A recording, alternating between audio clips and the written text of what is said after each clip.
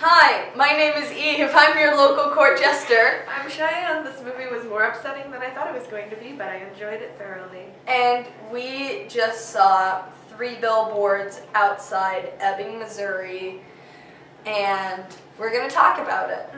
It was pretty very good. So good. It's very good.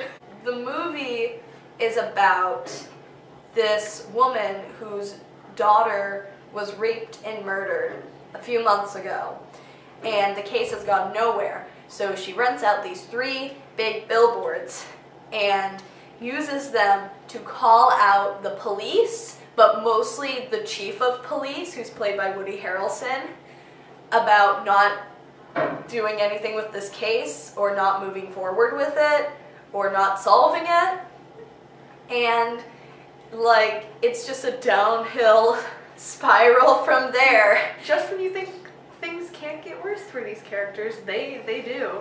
Okay, so Three Billboards. It's written and directed by Martin, what's his name? Martin McDormand. Martin McDormand. No, wait, that's the last name of the woman who's the leading lady! Martin McDonough wrote and directed it. Yes. And Frances McDormand is the leading lady. Frances McDormand is the main character. Woody Harrelson is the chief of police that she goes after. And Sam Rockwell is this cop who has a tendency towards violence. And those are basically the 3 main characters of the movie. And all the performances they give are just really amazing.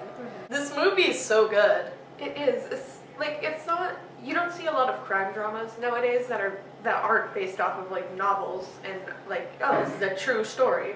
Like, to have something like this that is seemingly wholly original, it's something special, and it's, you know, very clear watching it too. Like, the way it ends, you can't give it away, but it is ambiguous and it's nice. Peter Dinklage is in this movie, and he is delightful. He doesn't have as much screen time as you expect or want him to, but his character makes an impact on the story, and he's great in this. He's great in everything, but he's really good in this. Yeah.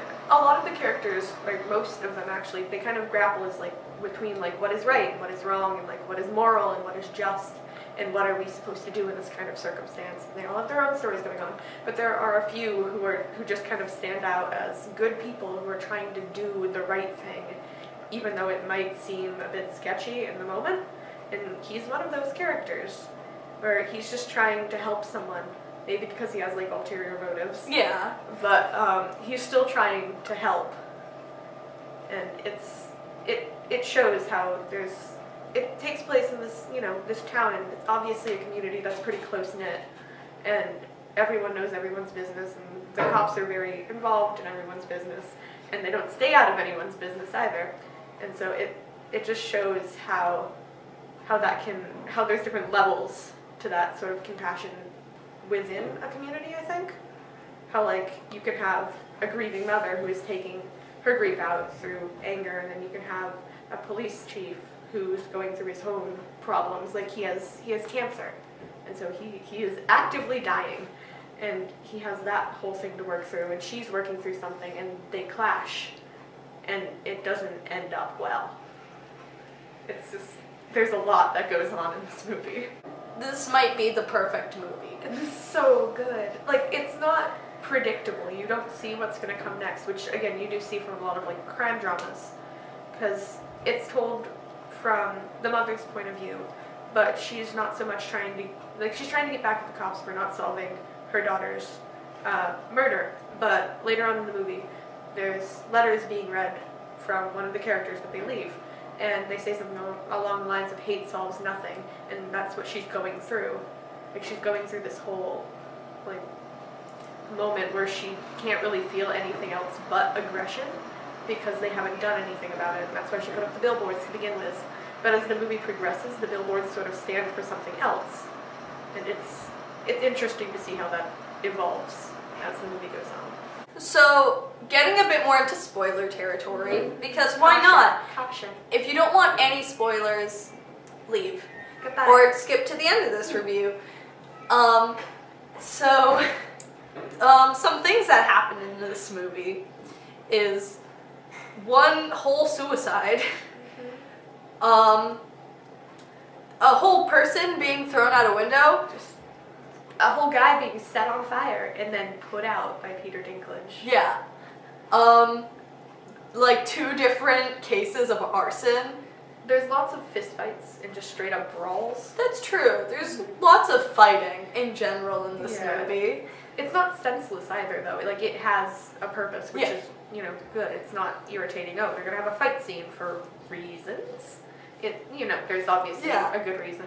Like, a character uses a fight scene to collect DNA to help solve the crime at one point, and it's clever and well done.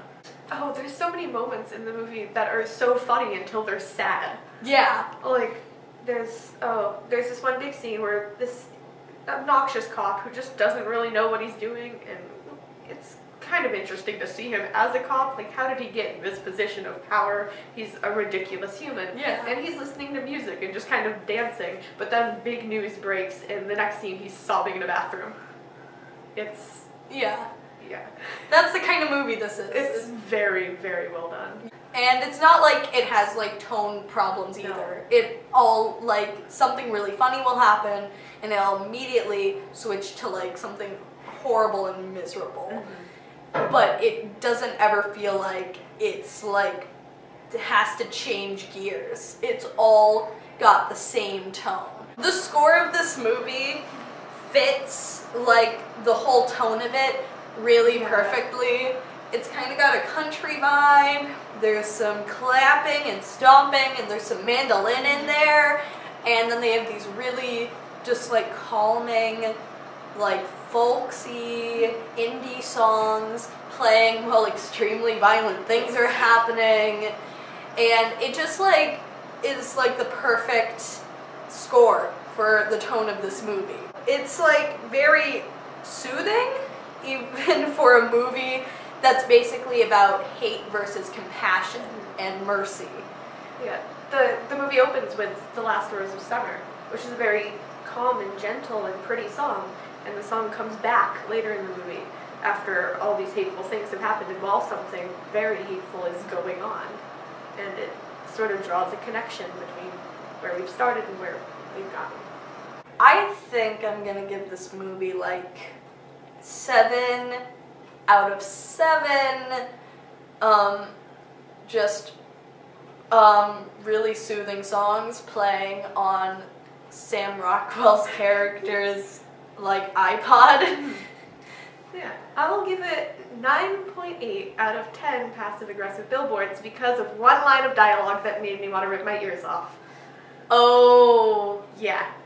yeah, that's Yeah, I hate it. We can't say that We on can't. this channel. No. This movie's rated R. It is. Oh, don't bring your small children. Bring your mom. Bring your mom. You know what? Yeah. Your mom would probably like this movie. Your Your mom dad would really Your like dad this would movie. like fighting and crime. So would any of your uncles. Yeah, bring a cool uncle or two. Yeah. Bring your grandma. Who cares? Bring your grandma. She's into this. Grandfather. Grandfather. Yeah. Anyone over the age of 18 Yeah. who appreciates good crime dramas with well-written plots and characters. Yes. This is Eve And Cheyenne. at the Peterborough Community Theater. If you like this video, like it. Give us a comment. Did you agree with us? Did you disagree Please with fight us? us in the comments. Fight us in the comment section. Subscribe to our channel if you want more videos like this to just pop up in your feed. Go check out the Monadnock Beat website, and we'll see you in the next review.